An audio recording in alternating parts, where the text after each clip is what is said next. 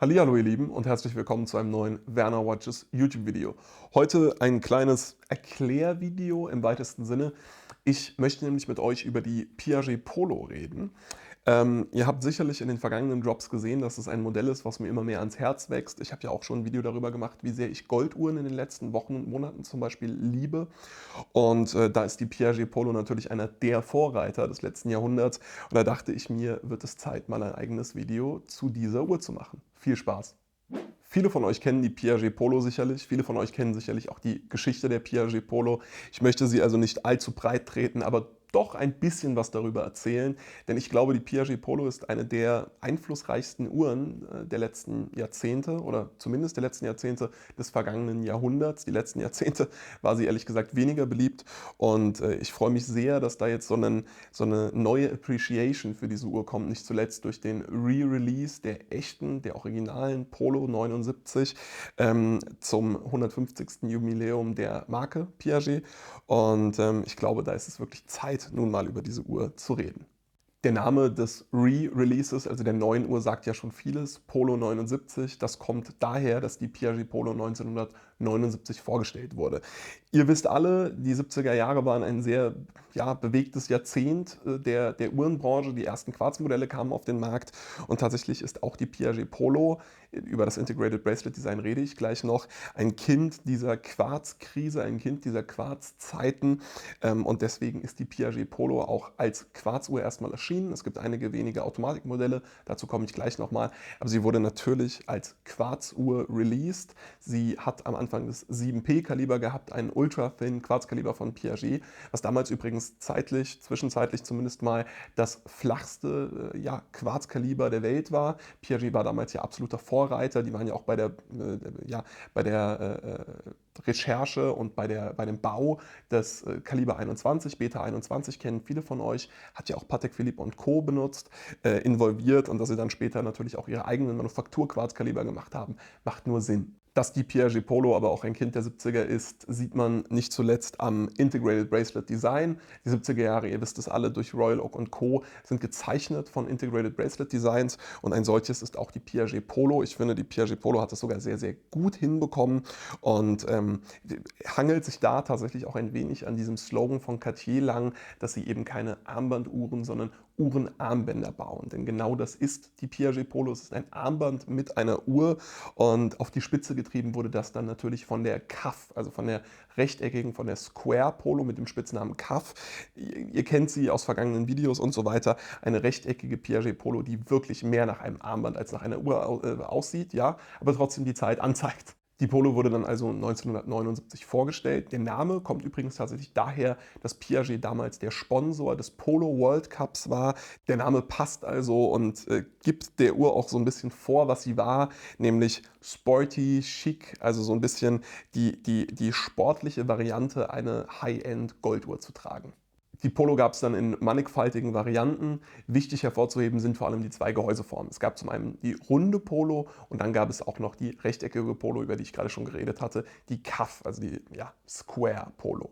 Die runde Polo gab es in verschiedensten Größen, angefangen bei 23 mm, das ist dann wirklich ein klassisches Damenmodell, was auch erst später eingeführt wurde. Zu Beginn gab es nämlich nur 27 und 34 mm, aber dann kamen auch noch Zwischengrößen dazu. 23 hatte ich ja schon gesagt, es gab dann auch noch eine 30 mm Größe, die ich auch hier vor mir liegen habe, die ich ehrlich gesagt die beste Größe finde und dann gibt es für die Day-Date-Varianten auch noch die 32 mm Varianten. Aufgrund der Gehäuseform muss man tatsächlich sagen, dass die 34er Round schon sehr, sehr groß wirkt und ich finde, das Ziffernblatt wirkt ein bisschen zu leer. Deswegen würde ich immer entweder zur 32er Day-Date tendieren, wobei ich dieses ins Gehäuse überlaufende Ziffernblatt sehr schön finde. Ich finde, das Datumsfenster nimmt da ein bisschen was ein bisschen was an Stil raus und deswegen bin ich am ehesten noch ein Fan von den 30 mm Varianten. Die lassen sich als Herr super tragen. Dieses Integrated Bracelet sorgt dafür, dass die Uhr nicht zu klein ist. Gleichzeitig ist sie jetzt aber auch nicht so klein wie zum Beispiel die 27er Varianten, wo ich sagen muss, hatte ich auch schon eine, aber die sind als Herr schon eher klein. Trotzdem zeigt natürlich die Tatsache, dass es auch 23 mm Größen gab, dass 27 theoretisch zumindest noch Midsize ist und auch von einem Herrn getragen werden kann. Die CAF gab es dann in erster Linie als 20 mm und als 25 mm Variante. Die 25er trägt sich tatsächlich sehr, sehr groß, das muss man schon so sagen. Viele von euch wissen, dass eine rechteckige Uhr sich immer größer trägt als eine runde Uhr. Also 25 mm bei einer runden Uhr wäre ja doch recht klein, während 25 mm bei dieser rechteckigen Uhr riesig wirkt. Und CAF kommt ja nicht von irgendwo her, Manschette, das passt tatsächlich. Also es ist eine ziemlich, ziemlich große Uhr und fühlt sich wirklich an wie eine Goldmanschette, wenn man die so trägt. Die Uhren wurden in allen Formen und Farben gebaut, das muss man schon so sagen. Das absolute Classic ist dann natürlich in Gelbgold. Das bedeutet sowohl das Gehäuse als auch das Band mit den Gadroons war gelb und gelbgold. Es gab aber zum Beispiel auch die Bicolor, man würde dann Deux Or Variante sagen, wenn man von Cartier kommt, also in Gelbgold und Weißgold, wie ich sie auch hier vor mir liegen habe, glücklicherweise.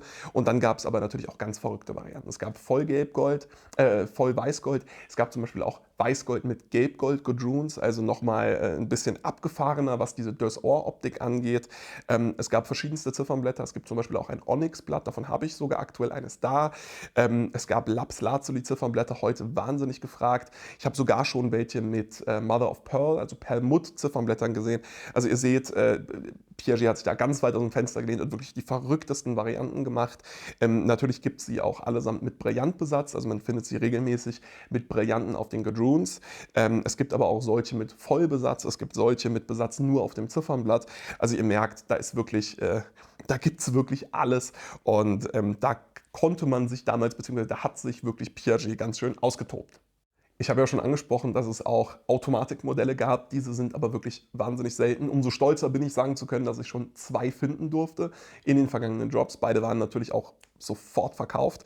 Einmal eine 27er und einmal eine 30er Variante. Es gibt auch eine 34er. Ob es eine 23er Variante gibt, weiß ich ehrlich gesagt nicht. Ich halte es für nicht ausgeschlossen, aber ehrlich gesagt auch nicht für wirklich wahrscheinlich. Aber die Dinger sind so selten, die findet man generell quasi nie. Also der gute Tony Trainer, ein ganz bekannter Uhrenjournalist, der auch unter anderem für Hodinkee arbeitet, hat einen ganz, ganz spannenden Artikel über die Piaget Polo geschrieben. In dem sagt er, dass er von etwa 10 Automatikmodellen weiß.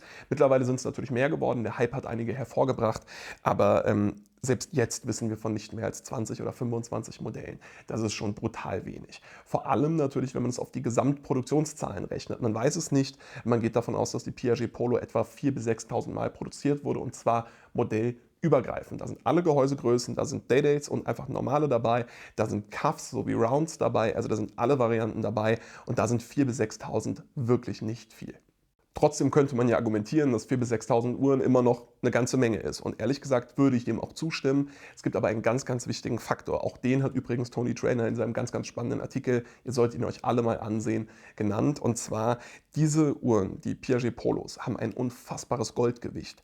Die fangen an bei 130 Gramm. Und je nach Variante, Größe, je nachdem wie lang das Band natürlich ist, gehen die hoch bis 150, 160 Gramm. Das bedeutet, da ist unfassbar viel Gold drin.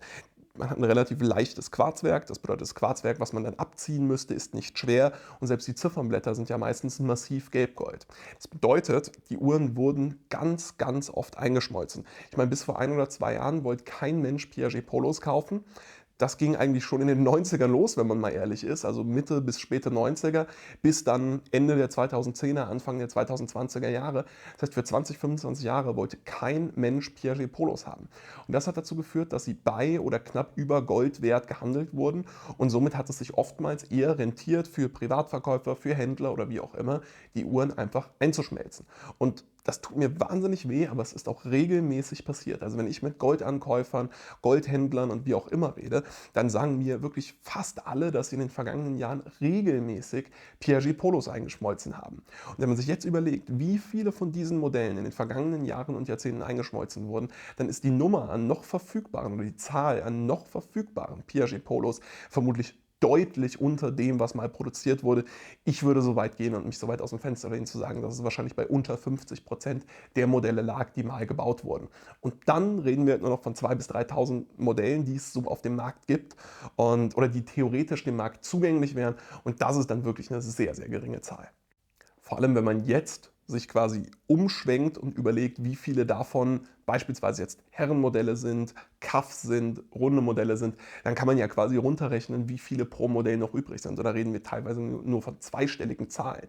Also es gibt Leute, die sagen, und das halte ich gar nicht für unwahrscheinlich, dass gerade diese Special Order Modelle, also irgendwie Onyx Styles, Brillantbesatz und Co., dass sie teilweise nur in einstelliger Stückzahl gebaut wurden. Das ist schon der Wahnsinn.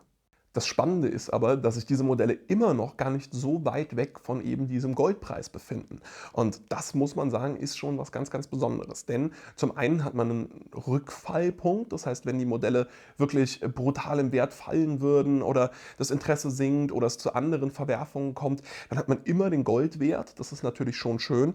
Und man kauft diese Uhren auch nicht allzu fern davon. Das muss man sich schon überlegen. Also wenn man sich hier zum Beispiel die schöne Deux Or anguckt, also die Weißgold, Gelbgold oder eher Gelbgold, Weißgold, dann reden wir hier von einem wirklich wunderschönen Modell, auch in Top-Zustand, die gerade mal knapp 5.000 Euro über dem Goldwert liegt. Ja, das ist deutlich mehr, sogar ehrlich gesagt eher weniger.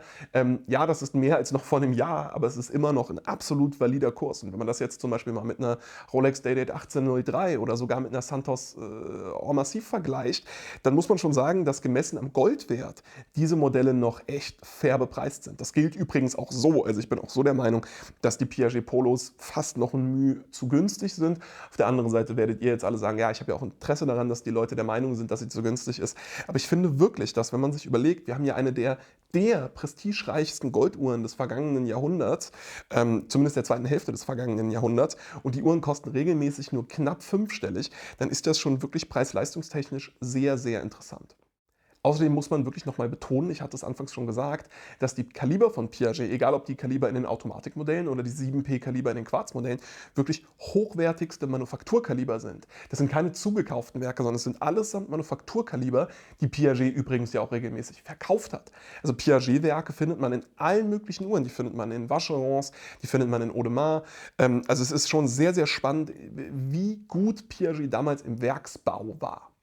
Außerdem muss man sagen, dass damals wie heute die Piaget Polo natürlich eine kulturelle Ikone war. Man hat sie damals schon an den Handgelenken verschiedenster Promis gefunden, verschiedenster Uhrenliebhaber und einfach Celebrities. Und das zieht sich jetzt heute wieder an. Also es geht wieder los, dass man zum Beispiel in einer Serie von Sylvester Stallone ihn jetzt mit einer Piaget Polo rund 34 mm sieht.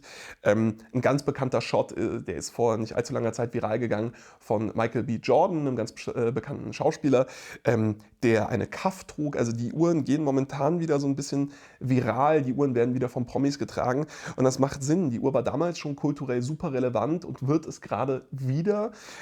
Es war eine der Luxusuhren, vor allem der 70er und dann 80er Jahre, und ich habe mit einigen Händlern und Sammlern geschrieben und auch gesprochen, die schon damals in der Branche waren, und die haben gesagt, also damals eine Piaget Polo zu haben, da warst du wirklich, da warst du der Typ. Also ich beziehe mich jetzt zum Beispiel auf die brillant besetzte Piaget Polo Kaff, die aktuell bei mir ist. Diese Uhr, da gab es wohl damals einen, also ich habe die Uhr in Deutschland finden dürfen, und da gab es wohl damals eine Person, die diese Uhr noch hatte, und die wurde angehimmelt, weil es so was Besonderes war.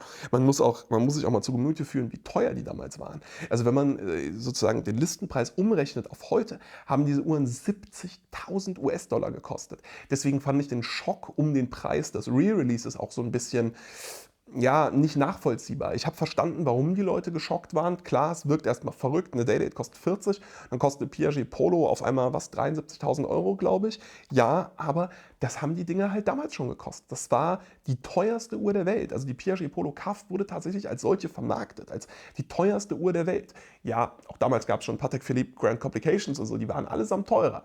Aber die Marketingwirkung war, wir sind hier mit einer sportlichen, schicken, goldenen Uhr, mit einem Goldklumpen, wenn man so will, einem Goldbrick, und das ist die teuerste Uhr der Welt, und das finde ich, das merkt man der Uhr auch an. Ehrlich gesagt bleibt mir gar nicht mehr viel anderes zu sagen. Ich finde, ich habe euch jetzt zumindest mal einen groben Überblick gegeben. Für Details, bitte lest euch den Artikel, den ich anfangs erwähnt hatte, von Tony Trainer bei Hodinkee durch. Es ist wirklich ein tolles In-Depth-Review über diese Uhr und ich selbst habe viel meines Wissens über dieses Modell aus dem Artikel gezogen. Also klare Empfehlung. Seht ihr das genauso wie ich? Findet ihr die Uhr auch so schön oder seid ihr eher der Meinung, hey, das ist jetzt eine Modeerscheinung? Auch darüber habe ich ja in einem vergangenen Video über Piaget schon mal geredet. Also ich finde die Piaget Polo wirklich eine tolle Uhr. Ich glaube, sie ist here to stay und ich trage sie in den letzten Tagen und Wochen super, super gerne. Eure Meinung würde mich selbstverständlich interessieren. Ansonsten lasst gerne ein Like und einen Kommentar da. Abonnement würde mich auch freuen, wie immer. Und dann bis zum nächsten Mal. Ciao!